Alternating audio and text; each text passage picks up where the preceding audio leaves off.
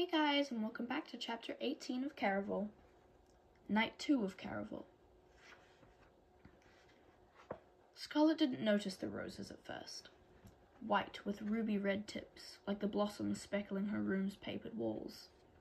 That must have been why she'd not seen them before she'd fallen asleep. She told herself the flowers blended into the room. Someone hadn't come in while she was sleeping. But what she really meant was, legend had not entered her room while she'd slumbered.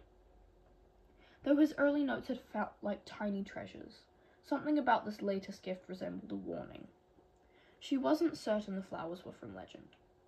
There was no note next to their crystal vase, but she couldn't imagine they were from anyone else. 4 roses, one for every night that remained of Caraval. It was the 15th. The game officially ended at dawn on the 19th, and her wedding was on the 20th. Scarlet only had that night and the following night to find Teller, or at the very latest, by dawn on the 18th, if she wanted to leave the island in time for her wedding. Scarlet imagined her father could keep her kidnapping a secret from the Count if her fiancé arrived on Trista early. There were old superstitions about a groom not seeing a bride. However, there'd be no salvaging her wedding if Scarlet never showed up for it. Scarlet reached into her pocket and pulled out the note with the clues once again. This is your first clue on the road to find her. The others will not be so easy to retrieve. Some will make you question your sanity and all that you believe. Clue number 2 you'll discover in the rubble of her departure. Picture card of Castello Maldito. Number 3 you must earn. Follow the boy with a heart made of black. Number 4 will cost you something valuable. And number 5 requires a leap of faith.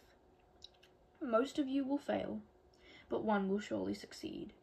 You have 5 nights, 2 nights, to find the 4 remaining clues and then the girl.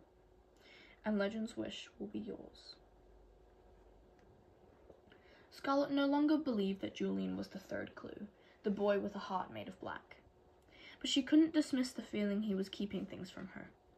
She continued to wonder how he'd been wounded, how he'd retrieved her earrings, and about their almost kiss. Though she couldn't think about the kiss now, not when she was marrying the Count in only 5 days, and because all that mattered was finding Teller. Scarlet hurried to make herself presentable, but her dress seemed to be in less of a rush.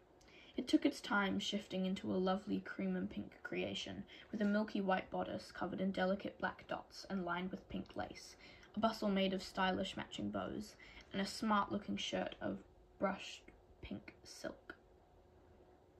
Somehow, the dress had managed to fit her with buttoned gloves as well. Scarlet had a twisting feeling the gown had gone to extra trouble to impress Julian. Or maybe she was only hoping it would have that effect. His abrupt departure the day before had left her with a multitude of battling feelings, and even more questions. Scarlet prepared to press the sailor for answers. But when she went to meet him, Scarlet found the tavern mostly empty. Soft jade light lit only one patron, a dark-haired girl hunched over a notebook who sat near the glass fireplace. She didn't even look up at Scarlet, though others did, as the hour waxed by and the room began to fill. There were still no signs of Julian. Had he taken what she'd learned about the tunnels and left her waiting in the tavern so he could search for the clues all alone? Or maybe distrust should not always be her first response. Julian had his faults, but even though he'd left her on a couple of occasions, each time it was only for a short duration, and he always came back. Had something happened? She wondered if she needed to search for him. But what if she left, and then he appeared? With every thought, she watched her buttoned gloves turn from white to black, and she could feel the neckline of her gown transforming from a heart shape to a high collar.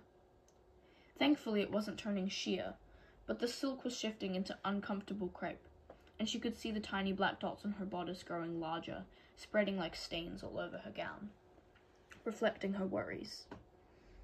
She tried to relax, hoping Julian would show up soon and the gown would go back to normal. Glimpsing herself in the table's glass, she looked as if she were in mourning, though that didn't stop people from talking to her. "Aren't you the sister of that missing girl?" One patron asked the question, and suddenly a small herd of people was upon her. "I'm sorry, I don't know anything." Scarlet repeated the phrase until one by one they all departed. "You should try to have some fun with them." The girl who'd been sitting quietly, poring over a journal, appeared at Scarlet's table. As pretty as a watercolour and dressed as bold as a trumpet in a golden gown, daringly sleeveless with ruffles up to her neck and a bright chartreuse bustle. She folded herself into the glass chair across from Scarlet. If I were you, I'd tell them all sorts of things. Say you saw your sister arm in arm with a man in a cape, or that you found a bit of fur on one of her gloves that looked as if it belonged to an elephant. Were elephants even furry? For a moment, Scarlet just stared at the curious girl. It didn't even seem to occur to her that Scarlet might not want to talk about her sister that way, or that she was waiting for someone else. This girl was that hot, sunny day in the middle of the cold season, either unaware or uncaring that she didn't belong. People don't expect the truth here, the girl went on, undeterred. They don't want it either. A lot of the people here don't expect to win the wish. They come here for an adventure. You might as well give them one. I know it's in you, otherwise you wouldn't have been invited. The girl sparkled, from her metallic skirt to the matching gold lines of paint around her angular eyes. She didn't look like a thief, but after Scarlet's experience with the strawberry blonde the night before, she wasn't feeling particularly trusting. Who are you? Scarlet asked, and what do you want? You can call me Eeek, and maybe I don't want anything. Everyone who's playing wants something. Then I suppose it's a good thing I'm not actually playing, Eeek cut off as a new couple approached. Barely older than Scarlet, and obviously newlywed, the young man held his young bride's hand with the care of a man not used to holding such an important thing. "'Scuse me, miss." He spoke with a foreign accent that took a bit of concentration to discern. "We's were wondering, are you really Donatella's sister?" Eeek nodded encouragingly. "She is, and she'd be delighted to answer your questions."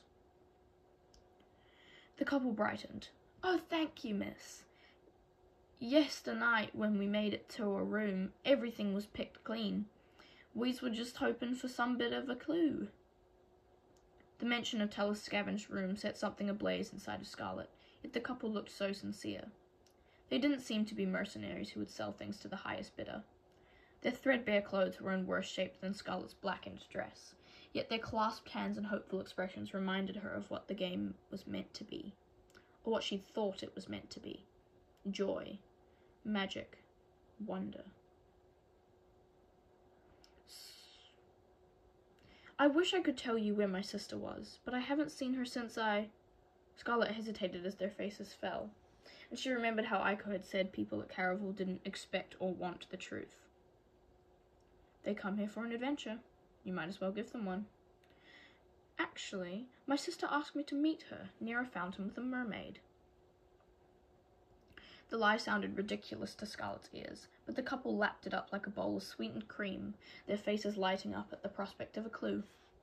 "Oh, I think I know that statue," said the young woman. "Is it the one with the bottom all covered in pearls?" Scarlet wasn't sure exactly what the woman was trying to say, but she sent them off with a nod and wished them the best of luck. "See," said Eeek, "look how happy you just made them." "But I lied to them," said Scarlet. "You're missing the point of the game," said Eeek. "They don't travel here for truth. They came for an adventure, and you just sent them on one. Maybe they won't find anything, but perchance they will. The game sometimes has a way of rewarding people just for trying. Either way, that couple is happier than you. I've been watching, and you've been sitting here as sour as rotten milk for the past hour. You would be too if your sister was missing. Oh, poor you. Here you are on a magical isle, and all you can think of is what you don't have." "But it's your sister." "I know," said Eeek.